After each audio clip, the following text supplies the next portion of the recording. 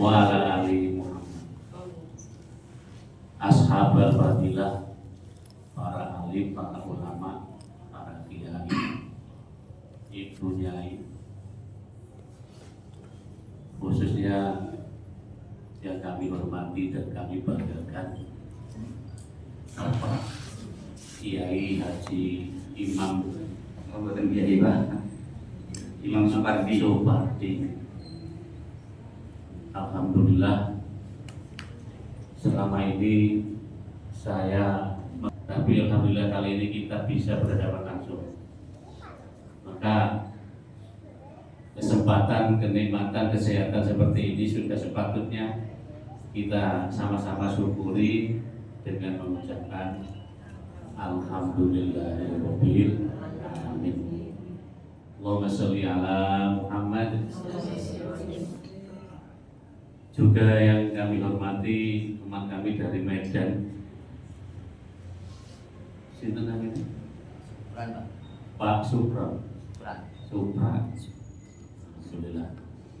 Yang lain, yang putih ini Kudus, baik Kudus. Alhamdulillah. Silaturahim ini betul-betul luar biasa, punya makna tersendiri. Seperti sering kami katakan, silaturahim itu banyak sekali manfaatnya. Silaturahim itu sebagai pembuka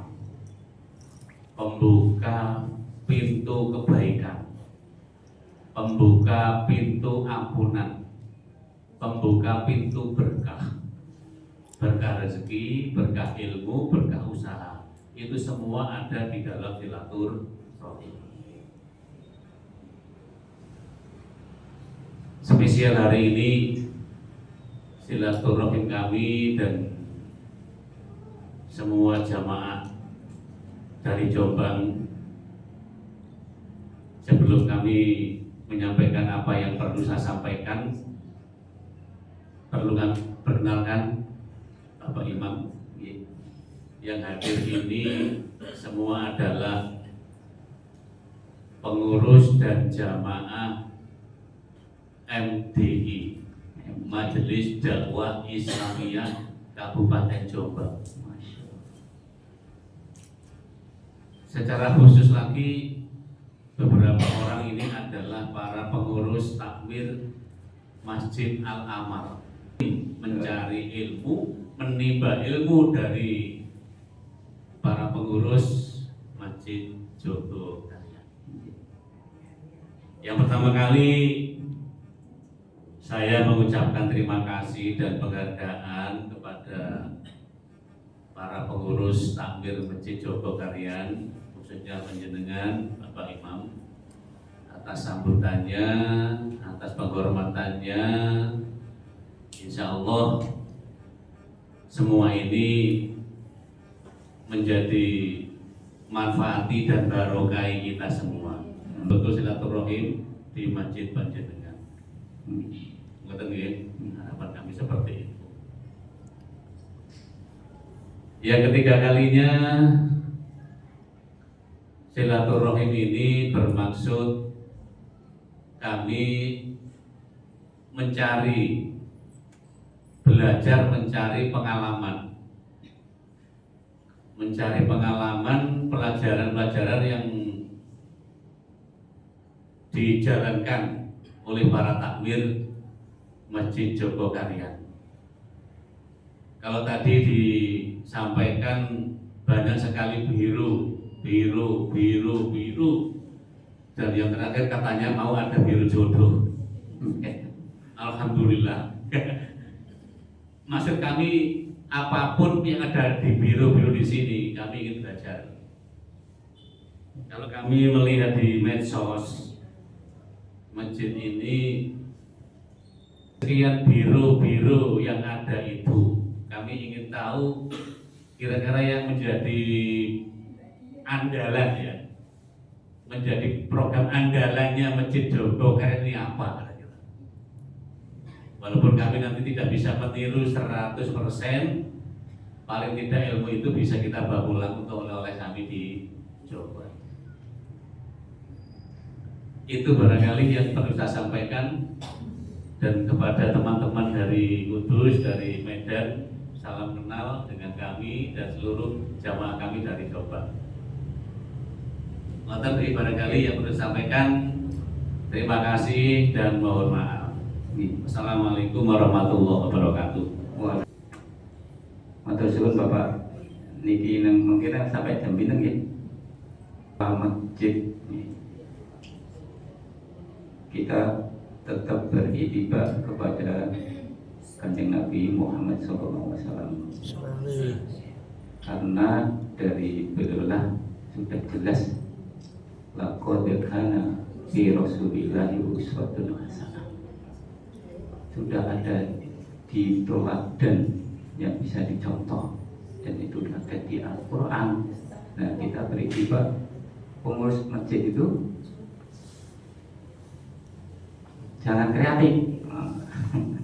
Yang kreatif kita harus beritibar kepada Rasulullah. Rasulullah itu masjidnya ya lampunya 24 jam nyala terang. Jangan kreatif, nanti habis sisa lampunya dimatiin. Utamanya masjid-masjid yang berdomisili di kota ini. Kalau di kampung, di desa, di pelosok itu mungkin dimatikan nggak apa-apa. Tapi kalau di kota, ya, di kota itu kan banyak orang kadang musafir, mana-mana. Ya. Kalau nggak punya bekal biaya untuk nginep di hotel, yang paling nyaman itu ya tidurnya di masjid. Nah, nginepnya di masjid paling nyaman. Terus kalau mau BAB dan sebagainya, toilet yang ada di masjid. Jadi setidaknya untuk mengembalikan fungsi masjid, kita harus memberikan paling tidak ada 5M dan 5U yang harus kita pegang atau dikenal dengan MU. Ini bukan Manchester United ya. Nanti jangan Bapak Ibu ada yang ngefan ke Manchester United atau ke Malang United atau Madura United. Maka klub-klub sepak bola itu bisa sukses karena dikelola dengan baik dan profesional. Maka masjid itu kalau dikelola dengan baik, dengan profesional, sesuai apa yang dicontohkan Rasulullah SAW, maka insya Allah masjid Bapak Ibu semuanya itu akan juga makmur sebagaimana yang dilakukan oleh masjid Joko kalian. Assalamualaikum warahmatullahi Nah, dengerin pengumuman dulu ya. wabarakatuh. Assalamualaikum.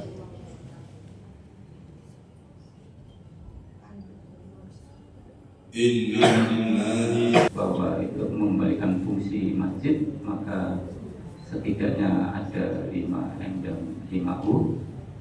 Nah, 5M itu adalah yang harus dimiliki kita sebagai DKM masjid.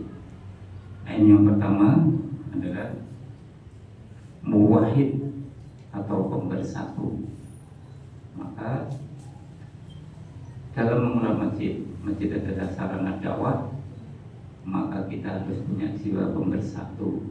Tidak dipungkiri bahwa di jamaah kita itu ada pilihan-pilihan fikih-fikih yang berbeda, tapi bagaimana mereka kan secara akidah juga Islam, kitabnya sama, Al-Quran dan hadisnya sama, dan nabinya juga sama, dan itu kan organisasi saja seperti NU, Muhammadiyah atau Persis, dan itu kan organisasi bukan agama. Nah, itu. Maka kita harus bisa menyatukan. Yang kedua adalah mujahid atau pejuang. Ketika kita sudah bisa membangun masjid, mungkin dengan megah, luas, apa yang harus setelah berjuang membangun masjid? Ya, mengisi jamaahnya, utamanya adalah aqimis sholat, jadi menegakkan sholat berjamaah di masjid. Nah, itu harus kita perjuangkan. Bagaimana orang-orang itu, masyarakat di sekitar masjid itu, utamanya mereka yang beragama Islam, digerakkan agar sholat berjamaah di masjid. Nah, N yang ketiga adalah mu'adib atau pendidik. Nah, kita sebagai DKM Masjid kita harus punya jiwa pendidik. Yang keempat adalah mujadid atau pembaruan. Nah, pembaruan itu dalam kaitannya dengan organisasi yang kita jalankan. Maka kita harus punya generasi-generasi yang bisa nanti menggantikan kita. Kan nggak selamanya ketua masjid itu harus ketua pembangunan, terus nanti jadi ketua DKM sampai meninggal baru diganti selamanya. Kita harus menyiapkan generasi-generasi yang akan menggantikan kita supaya program-program itu juga bisa berjalan dengan sesuai masing-masing kita, masing-masing jamaah kita.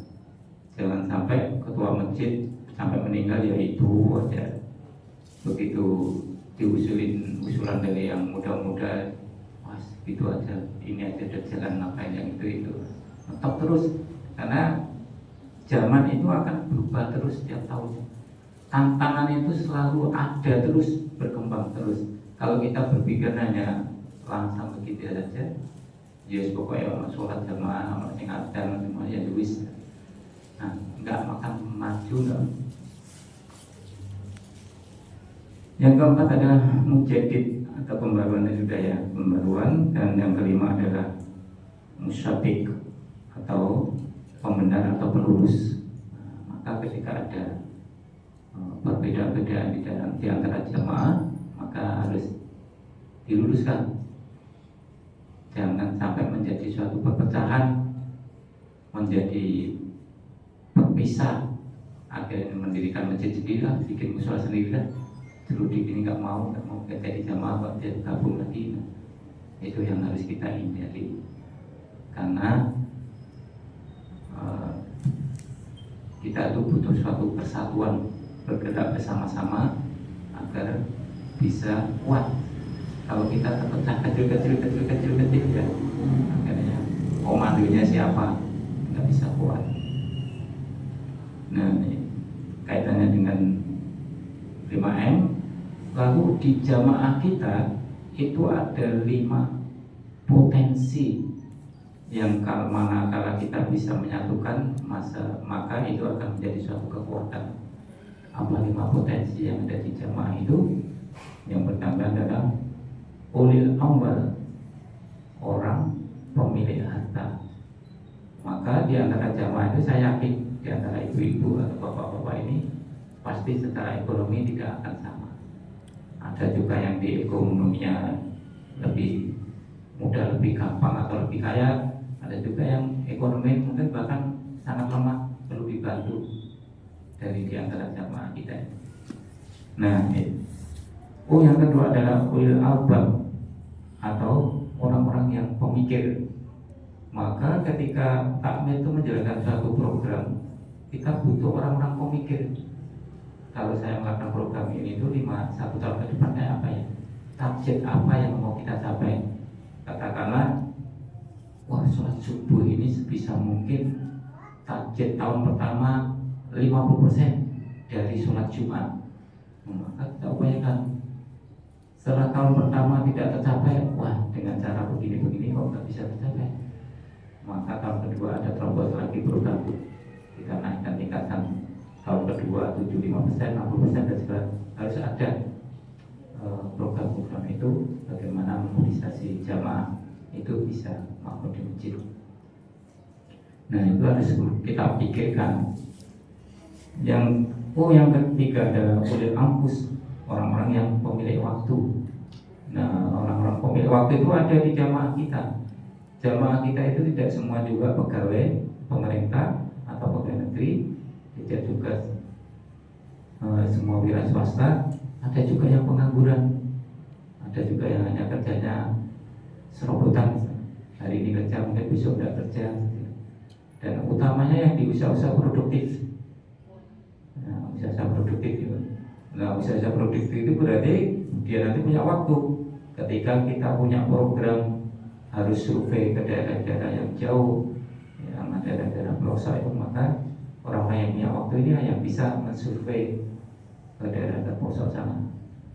Setelah tercapai, kasih uang, kasih program, jalan.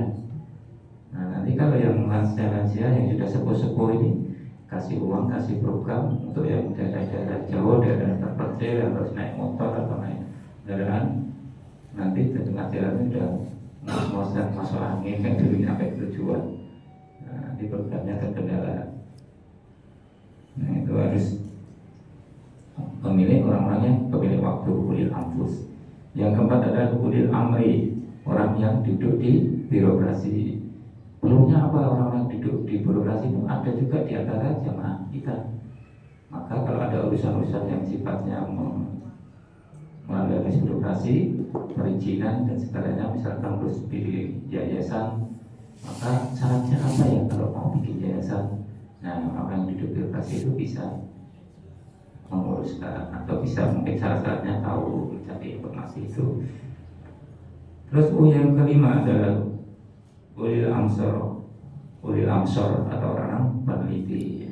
Maka program-program yang sudah kita jalankan itu diteliti tingkat keberhasilannya, tujuan utamanya apa. Semua kegiatan yang ada di Masjid Jogokaren adalah utamanya adalah agar masyarakat di sekitar Masjid Jogokaren ini mau menegakkan sholat berjamaah di masjid. Nah, itu program unggulannya itu Pak.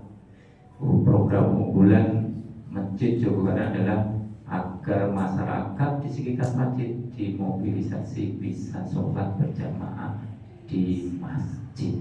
Baik bapak-bapak, baik ibu-ibu, semua digerakkan agar bisa sholat berjamaah di masjid. Karena kita yakin bahwa suatu negeri atau penduduk yang penduduknya beriman dan bertakwa pada Allah, maka Allah akan memberikan berkah dari langit dan bumi. Termasuk kita dalam menegakkan sholat berjamaah itu kan dalam rangka ketaatan kita kepada Allah Subhanahu wa Ta'ala. Bisa jadi nanti masyarakat Jogokaren ini suatu saat enggan sholat berjamaah, bisa jadi berkah itu juga akan dicabut. Nah, Bapak Ibu sekalian, kita melihat background sejarah ke belakang tentang Masjid Jogokaren. Kalau Bapak Ibu melihat sekarang tadi yang dikatakan Bapak media sosial dan segala, Masjid Jogokaren itu viral, bahkan bukan di Indonesia saja, di seluruh dunia juga. Bahkan orang Amerika pun datang ke sini. Kenapa masjid ini menjadi perbincangan di Amerika? Apa rahasianya? Gitu. Jadi mendunia. Jadi tahun 66 kita berdiri, Bapak Ibu. Di tahun 66 Masjid Jogokaren ini, sebelumnya itu kita juga sudah punya namanya musola. Karena di kampung sini adalah kampung abangan istilahnya. Kalau orang Jawa itu kampung abangan itu ya orang muslimnya masih sedikit. Banyak ex-PKI juga ada di sini. Ya hari-harinya kadang dia minum-minum dan segala judi, ya, itu sudah menjadi pemandangan biasa. Nah kita punya tanah di pojok kampung sana, didirikan musola. Suatu saat ya kita nggak jadi musola, kita coba mendirikan masjid. Nah, kalau mendirikan masjid jangan di musola sini, ini pojok kampung, nanti yang sana ujungnya kejauhan. Kita cari di tengah kampung tanah. Nah, akhirnya dapatlah hotel lagi. Ini kampung di sini, ini tengah-tengah kampung masjid. Dapat waktu itu Kak Guling dapat tanah luasnya 650 meter persegi. Ya, kalau Bapak Ibu tadi di bawah melihat yang di karpet hijau, semua yang di karpet itulah yang tanah yang dulu awalnya. Nah, berkembangnya waktu, maka ada perluasan, berkembangnya waktu, ada jemaah yang semakin banyak, sehingga pembebasan sekarang luas lahannya ini sekitar 1.470 meter persegi. Dan kita juga dipinjemi tanah yang sekarang untuk parkir itu, Bapak Ibu bis tadi, sama mobil-mobil pribadi di tanah sebelahnya itu, semuanya itu masih dipinjemi. Kalau Masjid Jogokaren mau memakai, pakai saja, tapi kalau belum dibeli jangan. Jadi kalau mau pakai silakan pakai, tapi kalau dibeli jangan, belum dijual. Ya, akhirnya suruh pakai, kita pakai untuk parkir. Kembali ke masjid 66 berdiri, baru tahun 99 itu diadakan regenerasi pengurus. Waktu itu Bapak Kiai Muhammad Yasir itu ditunjuk oleh DKM yang ada saat itu, suruh menjadi ketua DKM. Dia bilang kalau saya dipilih dari hanya ketua DKM atau pengurus yang ada ini, saya tidak bersedia. Karena dia kan dari kecil, mulai dari ngaji kecil sampai remaja dan segalanya itu kecilnya sampai dewasanya sekarang di Masjid Joko Karen. Terus saya mau bersedia menjadi ketua DKM kalau saya dipilih oleh jamaah dan masyarakat di kampung Joko Karen, terutamanya yang muslim. Maka saat itu ya sudah, kalau memang keinginannya mau begitu, lakukan saja. Akhirnya dia cari orang menjadikan untuk panitia, mereka mendata warga yang muslim yang ada di Joko Karen ini, terutamanya yang punya hak pilih umur 15 tahun sampai dewasa. Ketemulah sekitar 3.000-an sekian. Yang mayoritas setelah diadakan pilihan takmir, hampir 90% memilih Bapak Kiai Muhammad Yasir jadi ketua DKM. Nah, dari situ dia merasa bahwa saya punya legalitas untuk menjalankan misi dakwah masjid. Karena masjid itu kan misi dakwah. Nah, jadi saya punya misi, saya ingin mensejahterakan jamaah. Bukan dia memikir bahwa saya akan membuat masjid ini semakin megah, semakin indah, tidak. Tapi bagaimana mensejahterakan jamaah. Nah, dari itu, dari mana bisa mensejahterakan kalau kita nggak tahu data dari masyarakat di kampung itu? Maka dia melakukan namanya peta dakwah namanya ya. Peta dakwah itu, kampung Joko Karen ini ada 4 RW, 18 RT. Dia mengerahkan anak-anak muda ini bekerja sama dengan RT. Maka misalkan di RT A di data warganya ada, misalkan ada 50 orang. Warga 50 orang ini muslimnya berapa? Muslim yang sudah aktif berjamaah di masjid berapa? Muslim tapi belum aktif berjamaah di masjid berapa? Muslim yang mohon maaf hanya KTP saja, sholat saja belum bisa berapa? Terus termasuk nanti pendapatan ekonomi, ini kerja PNS, Pemda, ini pengangguran Pemda, pendapatan masing-masing warga itu didata semua, jadi komplit. Ketemulah waktu itu sekitar 80 sekian data apa warga yang mukalaf itu belum sholat, belum bisa, tapi KTP-nya Islam. Terus mau dikemanakan, mau diapain kan gitu. Nah, dia melakukan kalau warga yang belum sholat ini usianya SD, SMP itu suruh ngaji ke masjid, belajar sholat, mungkin senang-senang saja mau. Tapi kalau ya sudah anak-anak 40 tahun, 50 tahun, untuk pergi ke masjid belajar sholat, nah, kan nanti ketemu temannya bisa malu. Ini umurnya sudah sepuh kok baru belajar sholat. Kan perasaan-perasaan itu yang kita jaga. Maka Bapak Kiai itu bikin tim terdiri dari guru-guru agama yang bisa diterjunkan ke rumah-rumah, ke masyarakat. Nah, caranya mungkin silaturahmi dengan baik-baik, diajak ngobrol, diajak Pak sholat masjid. Kalau aku dulu bisa sholat misalkan begitu. Nah, burun kalau ajari sholat, burun mawon. Ada juga mungkin yang nggak mau. Nah, kalau yang nggak mau, bisa jadi nanti belajarnya melalui anaknya, bisa melalui cucunya. Nah, bagi mereka yang mau, maka diajari setelah bisa sholat, diajak berjamaah di masjid. Terus bagi mereka yang nggak mau, nanti juga bisa belajar dari anak keturunan cucunya. Ada kisah menarik dari Pak Kiai Muhammad Yasir itu. Ada anaknya yang sudah bisa ngaji di masjid, sudah sholat. Nanti bapakmu kamu ajari sholat kalau di rumah. Nanti kalau sudah bisa sholat, kamu ajak berjamaah di masjid. Nanti kamu tak kasih hadiah sepeda supaya semangat anaknya. Anaknya dikasih gitu, dia kasih hadiah di ini, dia kan semangat Pak. Wah, saya nanti kalau bisa ngajarin bahwa saya sholat sahabat wajib tak dudukkan Pak Kiai, wah ini sudah bisa sholat, saya dapat sepeda, semangat senang. Nah, suatu saat bisa sholat, sudah bisa sholat, diajak ke masjid, lapor sama Pak Kiai, ini bapak saya sudah saya ajak sholat berjamaah di masjid, sudah bisa sholat, katanya saya mau diberi sepeda. Begitu mau diberikan sepeda, oh ya, tapi bapaknya bilang begitu, udah Pak Kiai nggak usah belikan sepeda anak saya, biar saya saja yang mau belikan sepeda. Ternyata ya begitulah Allah menggerakkan hati-hati orang itu. Jadi jalan itu banyak untuk menempuh ke sana. Itu namanya gerakan mensolatkan orang hidup. Kalau kita mensolatkan orang yang meninggal, sudah terbiasa. Asal KTP-nya Islam ya kita sholatkan. Tapi kalau mensolatkan orang hidup, berarti orang hidup yang masih belum bisa sholat, kita ajari sholat. Nah itu kaitannya dengan hakimi sholat wa atuz zakat tadi. Hanya orang-orang sholat tadi kan hanya orang-orang yang beriman yang bisa memakmurkan masjid.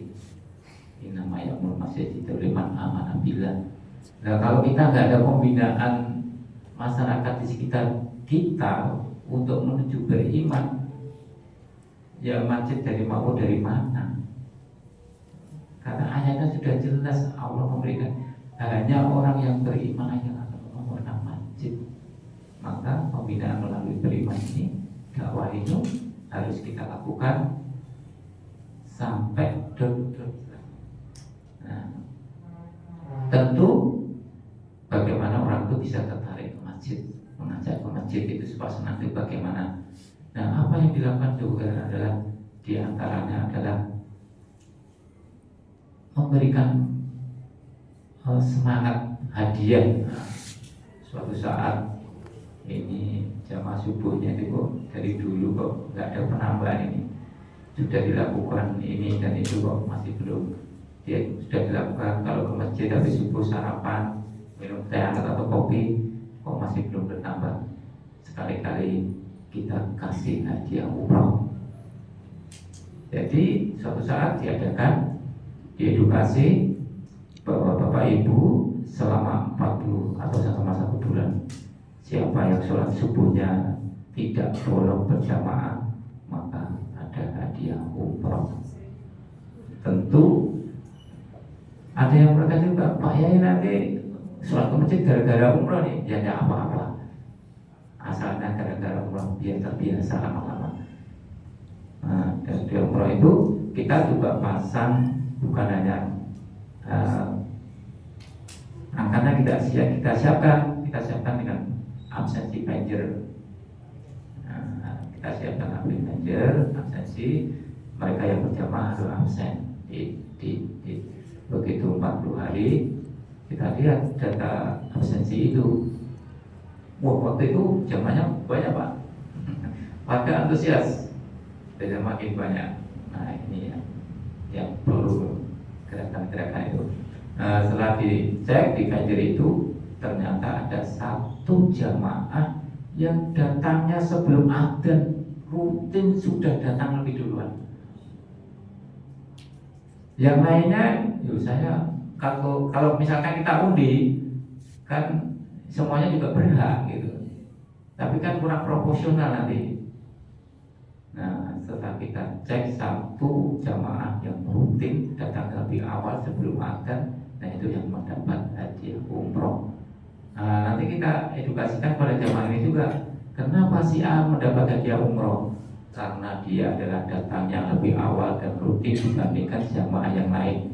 Yang lain ada yang datang setelah qomat, yang lain ada yang datang sudah telat 1 rakaat, bahkan sudah mau selesai baru datang. Di absen akan kelihatan waktu sholatnya. Nah, jadi kalau itu diedukasikan pada jamaah, diumumkan, ya yang nggak mendapat hadiah umroh pun lagu yoi ya memang saya kalah karena tidak lebih awal datangnya. Namun begitu Bapak Ibu, saya mohon untuk tetap sholat berjamaah walaupun tidak ada hadiah umroh. sudah melakukan sebulan itu kan sudah akhirnya terpola Pak hidupnya Pak. Adzan awal itu mungkin sudah bangun, bahkan mungkin sebelum adzan sudah bangun dan segalanya. Nah, itu upaya-upaya untuk menggerakkan masyarakat agar senang berjamaah di masjid. Dan program yang lain adalah ketika jamaah datang ke takmir atau takmir, Pak, tolong saya dibantu atau saya boleh pinjam uang masjid. Untuk apa? Anak saya sudah 5 bulan saya punya pemegang SPP, sedangkan sekarang ini mau ujian. Nah, kalau saya nggak melunasi SPP-nya, anak saya nggak bisa ujian. Ya kalau SPP ya sudah, nanti kita lunasin, nggak usah pinjam, saya kasih saja bantu. Gitu. Jadi masjid hadir untuk menyelesaikan masalah yang ada di jamaah kita. Terus uangnya dari mana? Allah itu maha kaya Bapak Ibu. Kebaikan ini kalau tersebar di masyarakat, di jamaah, Allah akan gerakkan hati-hati orang itu untuk ikut. Ibaratkan kita minum begini Bu, 1 gelas. Oh ini ada apa enggak ya? Kalau ada apa mau? Ada. Oh ya, diminum aja. Kalau ada yang harus mau diminum aja. Ibaratkan ini aqua, minum gelas tadi. Itu kalau kita minum, kita tetap aja seperti itu kan, nggak diisi ya. Tapi begitu kita minum kan pasti diisi lagi. Nah, semakin uang yang masuk di masjid ini kita manfaatkan untuk mensejahterakan jamaah kita, kita buka luas-luas untuk kegiatan Islam, pengajian dan segalanya, maka Allah itu akan menggerakkan orang-orang itu untuk isi. Maka nggak heran kalau di Jawa Barat kota infak itu banyak. Tujuannya adalah memudahkan orang yang mau berbuat baik itu, kita sediakan infak-infak yang banyak. Ada yang infak untuk Palestina, dunia, ada yang bencana, ada yang sego Jumat, ada yang beras, ada yang operasional, ada yang kotak subuh dan sebagainya. Semuanya itu punya sejarahnya semua Pak, kota-kota itu. Ada yang mungkin Bapak melihat kotak apa dong, Maisem terbelah kabarnya nggak orang mati peti ya. Ada kotak bentuknya kayak peti itu sumbangan untuk ketika tadi ada ya, warga yang meninggal gitu. Karena kalau di kota itu Bapak Ibu, kalau kita nggak punya pekerjaan tetap atau pensiunan, nggak punya bidang bumi itu sekarang sudah 7 juta untuk makam biayanya. Nah kalau kita nggak punya uang, nggak punya pekerjaan tetap, nggak bisa, maka ya masjid hadir untuk bisa menyelesaikan itu. Yang kedua, gerakan infak beras itu juga dari jamaah ke jamaah Bapak Ibu. Kalau hari ini ada yang mungkin kelebihan beras di rumah atau untuk yang besok pagi dalam sebulan masih punya cadangan beras, maka kalau berjamaah ke masjid bawa cipitan beras, taruh di masjid, nanti dikumpulin, nanti sudah terkumpul nanti untuk jamaah-jamaah kita yang hari ini mungkin nggak punya beras. Awalnya begitu, lama berkembang dengan banyaknya juga warga yang ingin mendapatkan beras itu, dan banyaknya juga kesadaran masyarakat kita yang diberi kelonggaran rezeki memberikan sumbangsi untuk beras itu. Sekarang berkembang 480 kakak yang memanfaatkan beras itu. Per bulan itu lebih dari 2 ton kita memerlukan beras untuk warga miskin di sekitar masjid itu. Bahkan jamaah juga bukan sekitar masjid saja, di luar Jawa kalian juga ada yang aktif berjamaah di sini, itu juga mendapatkan sumbangan beras itu. Terus bagaimana tekniknya? Kalau kita memberikan sembako kepada warga itu kan ada jadwalnya semua harinya hari ini ada siapa misalkan kita RTA dapat sumbangan beras. Kalau kita mengantarkan ke rumah-rumahnya bisa saja. Misalkan kita antar ke rumahnya pagi jam 8, kita ingatkan kepada Bapak Ibu, ini ada sumbangan beras sembako dari masjid. Jangan lupa nanti sholat duhurnya berjamaah di masjid. Nah itu kita titip. Oh Bapak matur suwun. Setelah duhur kita lihat, loh ini yang hadir kok tidak ada 50%. Tadi katanya angin, tapi nggak kepake. Nah, kita rubah. Kita beli Cosmos yang kapasitasnya bisa 100 kilo. Warga yang mendapatkan bantuan tiap bulan itu, tiap pekan itu, KTP-nya kita rekam, kita program, maka mesin itu kita set 1/4 jam sebelum waktu sholat dan sesudah sholat. Selain itu dia tidak bisa ngambil, walaupun jadwalnya hari itu mendapatkan beras. Maka mau nggak mau kan ke masjid. Lapar itu kan nggak bisa diganggu, nggak bisa ditahan kan Bapak Ibu. Ke masjid. Nah, ke masjid waktunya sholat kan nggak mungkin mau sekalian sholat zuhur pulang nanti bawa beras.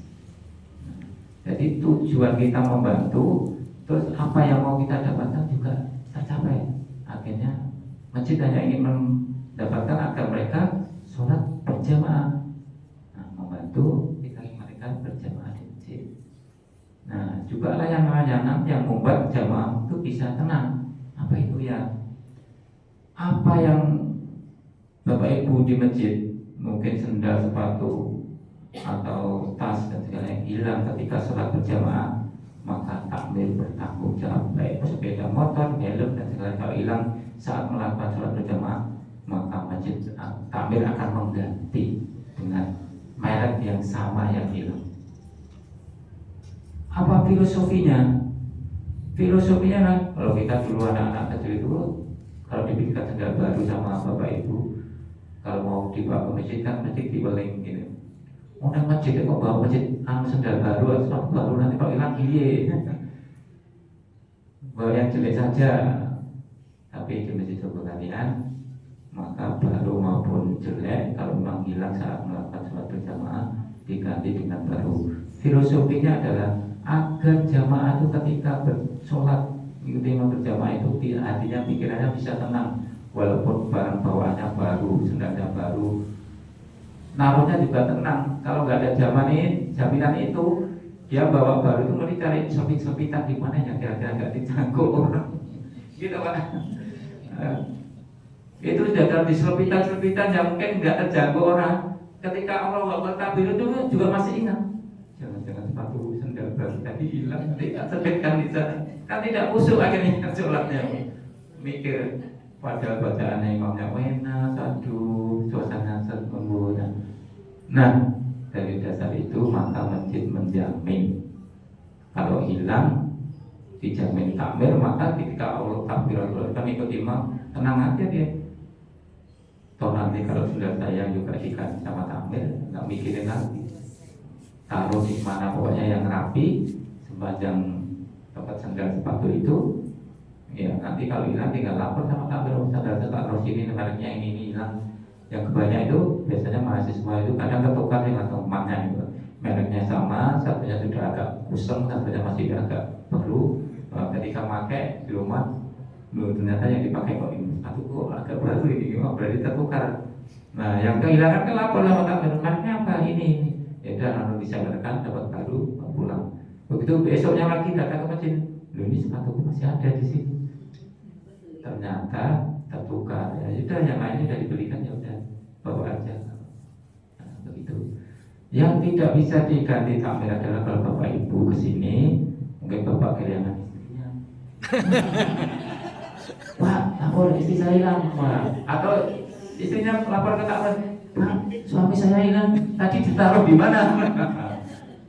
Taruh di mana, duduk di mana nih kalau sampai hilang ya. Udah nanti cari sendiri aja ya gantinya gitu. Nah itu yang nggak bisa diganti oleh takmir.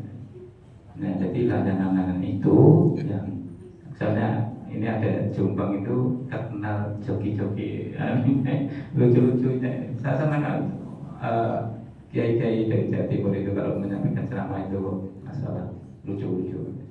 Tapi juga hikmahnya tidak mengurangi hikmah yang kita peroleh.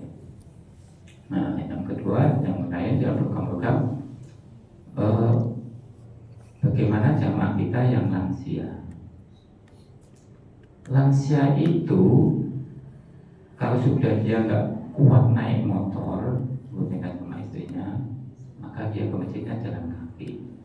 Kalau mau jalan kaki ke masjid mungkin setengah jam, mungkin lebih belum nyampe ke masjid, maka tapi punya satu solusi, sudah kita beli mobil listrik yang kecil yang bisa dinaiki 2 orang, bisa masuk di gang-gang kampung kota. Di kota, kalau Bapak Ibu di Jombang sana mungkin tanahnya masih luas-luas, jalannya ke rumah-rumahnya masih lebar-lebar semuanya ya. Kalau di kota itu Mas Bapak Ibu kalau keliling mau tidak ada pesantren kerabat Pak, mungkin sudah terkenal Munawir dan sebagainya itu. Dari sini bisa jalan dekat aja kok, masuk gang-gang itu banyak. Maka Bapak Ibu yang lansia yang sudah gak kuat lagi ke masjid, nanti kontak saja nomor telepon yang ada di masjid itu, atau pesan sama masjid, nanti dijemput mau 5 waktu atau mau sholat duhur atau isya 5 waktu pulang pergi. Pesan di situ nanti kita jemput. Karena apa Bapak Ibu? Orang yang sudah terbiasa sholat berjamaah itu, kalau dia nggak sholat berjamaah itu hatinya akan gelisah. Betul. Bapak Ibu pergi ke Jogja sini, ke Jogja kebetulan mampirnya di masjid, nggak perlu kemana-mana. Tapi kalau misalnya karena di hotel jauh dari masjid, pasti yang ditanyakan dulu, Pak, ini musolanya di mana? Hotelnya. Oh, di lantai bawah di basecamp atau di tempat parkiran. Terus hotel ini kira-kira dekat masjid enggak ya? Oh, ada dekat masjid kan, itu nanti bisa lewat pintu belakang juga bisa. Terus pintunya dibuka nggak saat sholat rawatib, saat adzan? Oh, dibuka. Jangan sampai nanti dibuka tapi begitu setelah dibuka sholat rawatib belum selesai, ditutup, dikunci, ya, jalannya ada bingung lagi ya. Tapi sampai berapa jam? Nah, mesti ditanyakan, mesti tanya itu, karena dia nggak ingin juga kehilangan sholat berjamaahnya. Walaupun rekreasi nginap di hotel, tapi tetap bisa melakukan sholat berjamaah, menjaga sholat berjamaah, karena sudah terbiasa terbangun itu. Nah, terus itu dari layanan lansia. Terus bagaimana mereka-mereka yang sakit, yang saya bisa lama, jamaah kita yang mungkin lama gak kelihatan ini di mana ya? Jadi karena kita punya koordinator RW atau RT yang aktif di masjid. Kalau ketua RT itu kadang kan bisa jadi bukan muslim, bisa jadi juga non muslim. Tapi kalau misalkan ketua RT-nya non muslim, warga di RT itu siapa yang aktif berjamaah itu jadikan koordinatornya. Nanti dilihat, oh si Anu sepulang lama sekali gak berjamaah kemana ya? Nah, nanti datang ke rumahnya, kalau sakit ya nanti takut datang ke rumahnya, memberikan santunan, mendoakan agar segera sembuh. Termasuk nanti yang lansia yang sudah gak kuat lagi ke masjid atau kuat lagi berdiri, setiap kita datangi ke rumahnya. Masya Allah Bu, kita itu dari situ tersentuh hati kita.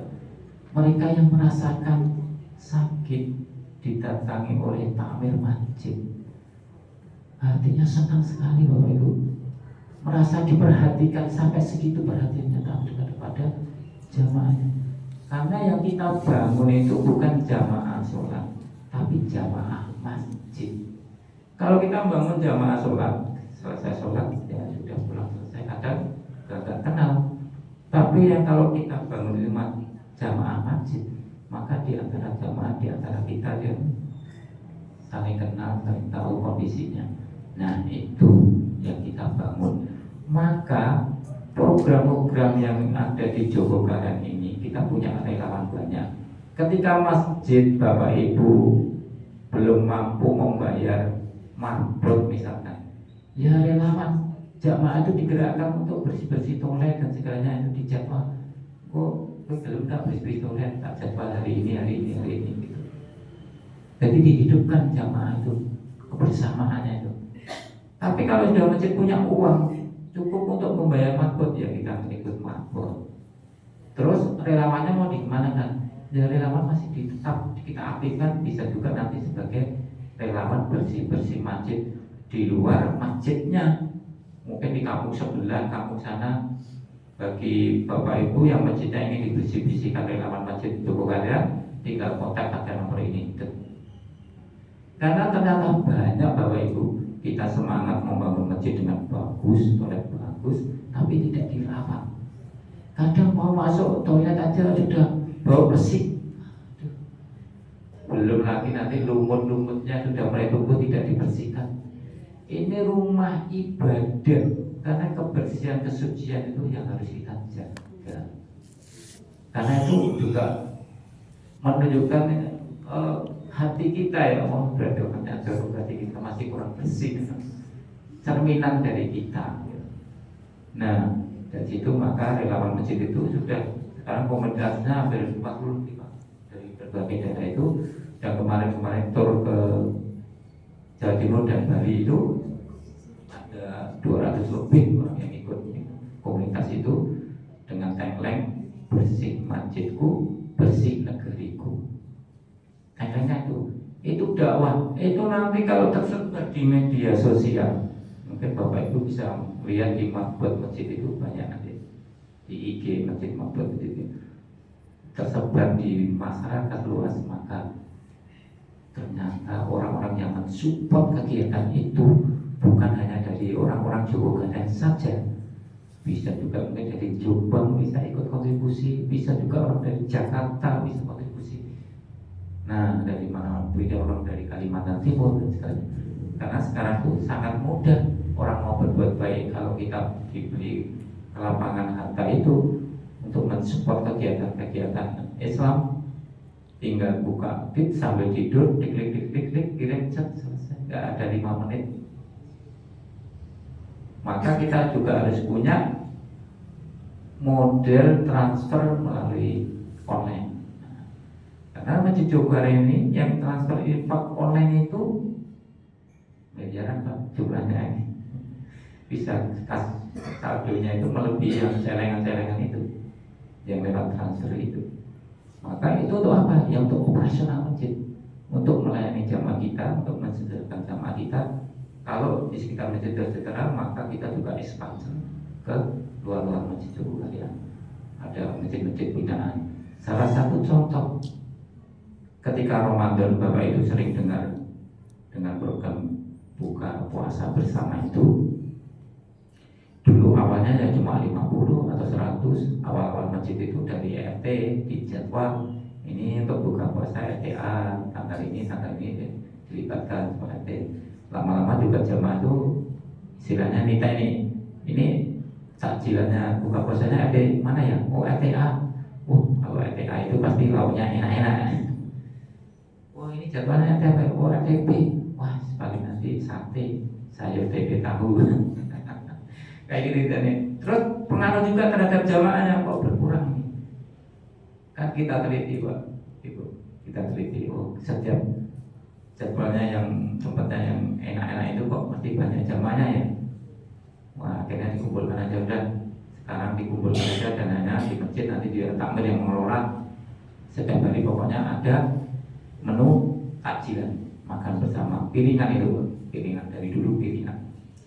Nah hingga sekarang sampai 3.500 itu sudah berjalan 3 tahun ini. Prakteknya itu sampai 4.000 nyata. Nah terus uangnya dari mana kan gitu. Itu satu porsinya kan 15.000.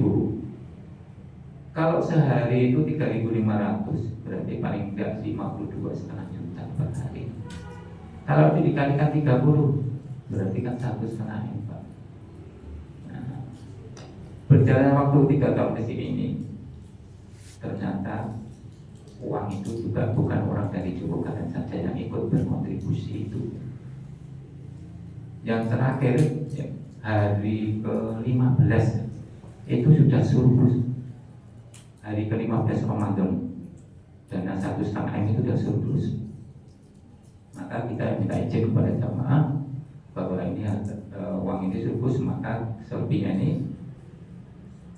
sumbangkan kepada masjid-masjid binaan Masjid Jogja kalian. Ada yang di pelosok-pelosok, di Gunung Kidul dan sebagainya.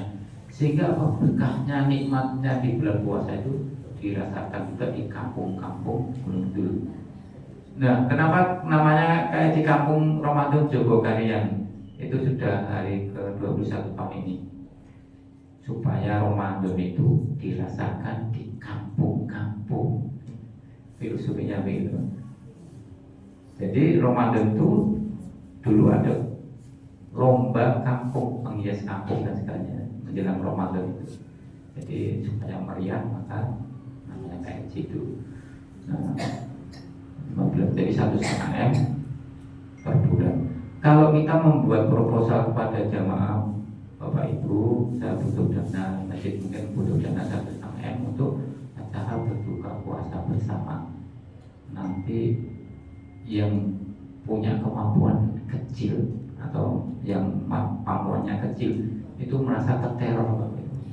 1,5 M itu makan mau boleh jadi program aneh-aneh ini. Boya dari tengah-tengah disumbangkan ke enak. Maka yang kita minta, kita edukasikan adalah 15.000 saja satu porsi. Kalau 15.000 saja kita satu porsi, kita butuh 3.500, maka yang punya kemampuan itu banyak. Kecil walaupun 15.000, kalau itu dilakukan oleh 2.000 orang, 1.000 orang, kan akhirnya terkumpul banyak.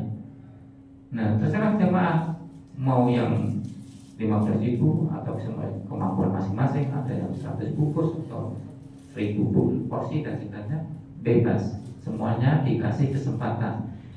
Nah, karena ini padanya kepada hadis Rasulullah SAW ketika dia sahabatnya bertanya, enak ya Rasulullah kalau Ramadan ini orang yang kaya itu bisa memberikan makan yang berpuasa itu banyak. Kita yang orang miskin cuma. Lalu Rasulullah bersabda, walaupun hanya seteguk air putih, maka kamu akan mendapatkan pahala yang sama orang yang menjalankan berpuasa. Maka itu yang kita ambil, 15.000 bisa mendapatkan pahala puasa sebagaimana orang-orang yang mereka yang berpuasa. Mereka yang tak mampu sama sekali bisa 100 perak. Kemarin saya lihat Bapak Ibu, nanti kalau Bapak Ibu infak 35.000 buletin itu ada laporannya. Infak aja itu ada yang pakai kiris itu hanya 100 perak 3 kali dia tetap dicatat kan, itu amanah. Nanti kalau orang yang itu baca, oh dicatat sekecil apapun yang disumbangkan jamaah kita catat. Itu filosofinya begini Bu. Oh berarti nanti takmir atau pagi Ramadan itu amanah, 100 saja dicatat kok, apalagi yang besar. Terus hanya 100 dicatat. Terus nanti juga lihat tangga sebelah-sebelahnya. Ada yang mungkin tetangga sebelahnya ada 5.000, ada juga yang 50.000, ada yang mungkin ya 100.000. Merasa kok tetangga dulu kayak kemampuan sama saya kok bisa 5.000, kok aku nggak bisa. Oh, tahun depan aku sebisa mungkin lebih dia. Jadi ada effort semangat untuk berinfaknya itu aja.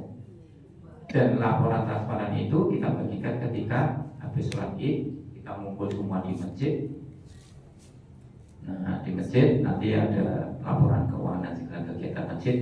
Ada juga berikan istilahnya pita-pita kepada anak-anak itu semua. Kita bagi uang sesuai usia SMP, SD, SMP semua kita bagi dan segala ngumpul di sini.